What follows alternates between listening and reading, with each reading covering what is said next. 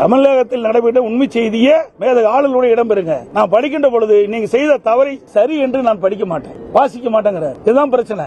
நடைபெறுகின்ற சம்பவங்கள் எவ்வளவு நான் சொன்னேன். பாலியல் குற்றங்கள் என்ன நடந்திருக்குது, வேலைவாய்ப்பு இருக்குது, தொழில் முதலீட்டை நீங்க ஒரு தவறான தகவலை புள்ளி விவரத்தை கொடுக்குறீங்க. அந்த புள்ளி விவரத்தை அதை நீங்க தயாரித்து கொடுக்குறீங்க. அதை நான் வாசிக்கணுமா?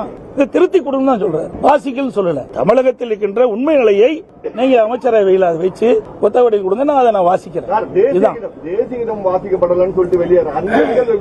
சார் இது வந்து இது வந்து ஆளுநர் அவர்கள் இதுக்கு நம்ம விமர்சனம் செய்வது சரியல்ல. மேதக ஆளுநரை பற்றி விமர்சனம் செய்வது முறையல்ல. நாங்க அதை செஞ்சதும் கிடையாது, வேண்டாம் சார். அதுதான் நான் சொல்றேன், அதுக்குள்ள நாங்க போக விரும்பல. புரியுதுங்களா? எங்களுக்கு வேண்டியது மக்களுடைய பிரச்சனைக்கு தான் நாங்க தேர்ந்தெடுத்துக்கிறோம். மக்களுடைய பிரச்சனை பேசுறதுக்கு தான் வந்திருக்கிறோம். நீங்களும் மக்களுடைய பிரச்சனை கேளுங்க, நான் பதில் சொல்றேன். தேவையில்லாத பிரச்சனையை உருவாக்கி டைவர்ட் பண்ணாதீங்க.